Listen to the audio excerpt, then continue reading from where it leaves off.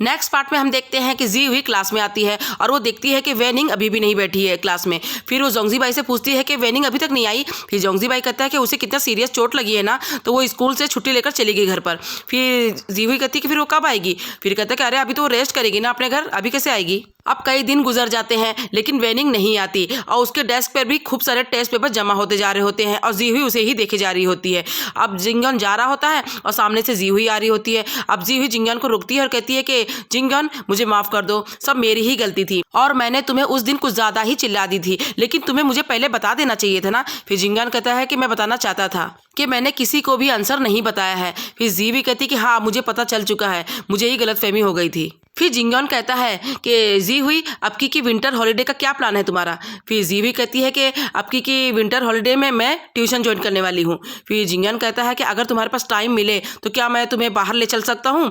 फिर जी भी कहती कि हाँ मैं पूरा दिन थोड़ी ना ट्यूशन पढ़ने वाली हूँ, मेरे पास टाइम है, मैं चलूंगी। फिर जिंगन कहता है कि तो चलो फिर शिशवान के पेपर उठा लो, हम उसके घर चलेंगे, उसको ये पेपर दे देंगे क्योंकि बेचारी के पैर में कुछ ज़्यादा ही चोट आ गई है और वो इतने दिन से स्कूल भी नहीं आ रही है और ना ही आगे आ पाएगी, तो बेचारी टेस्ट पेपर तो कर ले। फिर जी हुई कहती कि अच्छा तो मैं अब समझी, तुम मुझे बाहर इसलिए ले जाना चाहते थे ताकि तुम शिशवान के घर जाना चाहते हो, तुम्हें उसकी इतनी फिक्र हो रही है। फिर जिंगन कहता है कि हाँ वो इतने दिन से स्कूल नहीं आई है तो तुम्हें भी तो उसकी फिक्र हो रही होगी ना। फिर जी भी कहती है ऑफ कोर्स मुझे भी हो रही है। अब जी हुई फ्लैशबैक में उसकी भी सारी बातें सोचने लग जाती है कि कैसे उसने इससे झगड़ा करके और इसको बोली कि अब दूर रहो मुझसे और चली गई थी। फिर जी हुई कहती है अच्छा ठीक है मैं अकेली जाऊंगी शिशवान के घर पे पेपर लेके। फिर जिंगन कहता है क्यों, तुम्हारा घर उसके घर से कितना दूर है और तुम्हारे ट्यूशन से भी उसका घर दूर है, तो तुम नहीं जान पाओगी, मैं भी तुम्हारे साथ चलूंगा। फिर जी भी कहती नहीं नहीं मैं चली जाऊंगी, मुझे पता है उसका घर और उसके घर के आसपास में एक मॉल भी है, तो मुझे उस मॉल में शॉपिंग भी करनी है, तो मैं चली जाऊंगी। फिर जिंगन कहता है कि मैं भी तुम्हारे साथ चलता हूँ ना, तुम्हारे साथ मॉल भी चले चलूंगा।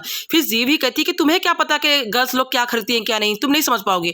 फिर जिंगन कहता है कि अरे बाबा मैं बुक रीडिंग करने चले जाऊंगा और तुम्हें जो खरीदना अपना खरीदते रहना। फिर जी भी कहती है लेकिन अभी तो मेरा कोई फिक्स ही नहीं है कि मैं मॉल कब जाने वाली हूँ। फिर जिंगन कहता है कि लेकिन शिशवान के घर तो अभी जल्दी जाना है, तो एक काम करता हूँ मैं ही चला जाता हूँ। फिर जी भी कहती नहीं मैं अपना काम खत्म करके तुम्हें जल्दी ही बता दूंगी कि हम लोग कब चलने वाले हैं। फिर जिंगन कहते ठीक है। अब जी भी क्लास में होती है और वो जल्दी से शुआन के पास आती है और शुआन सो रही होती है। अब जी भी शुआन को उठाते हुए कहती है कि शुआन मेरे साथ बाहर चलो, मुझे तुमसे कुछ बात करनी है। फिर जोंगजी बाई कहता है कि क्या बात करनी है। फिर जी भी कहती है कि तुम्हें क्या लेना देना, ये लड़कियों की बातें हैं, तुम नहीं समझोगे। अब वो उसे उठाकर बाहर लेकर चली जाती है। फिर शुआन कहती है कि ऐसी कौन सी बात है कि तुम इतने खुफिया तरीके से मुझे यहाँ पर लेके आई हो। फिर जी भी कहती है कि तुम मेरी मदद करो कि जिंगयान शिशवान के घर पेपर लेकर ना जा पाए, उसे रोकना है। फिर शुआन कहती है लेकिन जिंगयान को रोकना क्यों है। फिर जी भी कहती है कि बस ऐसे ही। फिर शुआन कहती है अच्छा मैं अब समझी, तुम जेलस हो रही हो कि वो दोनों एक दूसरे के साथ ना रहें ज़्यादा देर। फिर कहती है ऐसा कुछ भी नहीं है, तुम मुझसे रीज़न मत पूछो ना, तुम बस जिंगयान को रोकने में मेरी हेल्प करो। फिर शुआन कहती है कि एक काम करो ना, तुम जिंगयान से खुद ही कह दो कि तुम अकेली जाओगी, वो तुम्हारे साथ ना जाए। फिर जी भी कहती है कि मैंने जिंगन से बोली कि मैं अकेली जाऊंगी, फिर भी वो बार बार मुझे कह रहा है कि मैं भी साथ में चलूंगा। फिर शुआन कहती है एक काम करो, तुम उसको रोकती रहो ताकि वो भूल जाए वहां जाने के लिए। फिर जी भी कहती है कि वो नहीं भूलने वाला। फिर शुआन कहती है कि जी हुई तुम एक काम करो, तुम जिंगयान से कह दो कि मेरे साथ शुआन भी आ रही है, फिर उसे शर्म आएगी कि दो लड़कियों के साथ मैं क्यों जाऊं। फिर जी हुई कहती है कि ये तरीका काम करेगा। फिर शुआन कहती है कि पक्का करेगा, तुम एक बार बोलो तो। अब जी हुई क्लास में होती है और वो मौका देखकर जिंगयान से कहती है कि जिंगयान शुआन मुझसे कह रही थी कि उसे भी मॉल में शॉपिंग करना है, तो वो मेरे साथ चलेगी और फिर हम लोग साथ में ही शिशवान के घर भी चले जाएंगे उसका पेपर देने के लिए, तो अब तुम्हें चलने की कोई जरूरत नहीं है। फिर जिंगयान कहता है कि ऐसा क्यों, मैं भी चलूंगा तुम लोगों के साथ, हम तीनों चलेंगे। फिर जी भी कहती है कि हम दो लड़कियों के साथ तुम्हें चलने अच्छा लगेगा। फिर जिंगयान कहता है कि इसमें कौन सी बड़ी बात है, हम लोग थोड़ी ना घूमने जा रहे हैं, हम लोग तीनों तो स्कूल की तरफ से जा रहे हैं एक हमारी क्लासमेट की हेल्प करने के लिए, तो उसमें कोई बात नहीं है, मैं भी चलूंगा तुम्हारे साथ और वैसे भी शिशवान को भी अच्छा लगेगा कि हम तीनों आए उसे मिलने के लिए। अब जी भी कहती नहीं तुम नहीं चल सकते। फिर जिंगयान कहता है लेकिन क्यों। फिर जी भी कहती क्योंकि शुआन का मूड ठीक नहीं है और वहां चलकर शुआन शिशवान से कुछ बात करना चाहती है और तुम वहां पर रहोगे तो शुआन बातें नहीं कर पाएगी, उसे शर्म आएगी।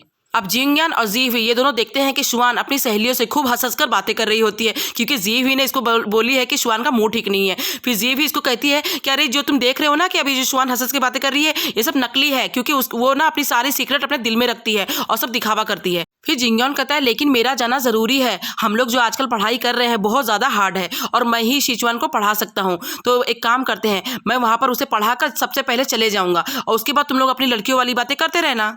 अब जी हुई का ऐसा रिएक्शन रहता है कि वो मन में सोचती है कि मैं कैसे समझाऊं इसे। तभी क्लास में टीचर आ जाती है और ये सारे लोग सही से अपना बैठ जाते हैं। अब जोंगजी भाई अपने लॉकर के पास खड़ा होता है, तभी वहां पर जी हुई पहुंच जाती है और कहती है कि जोंगजी भाई मेरा एक फेवर करोगे।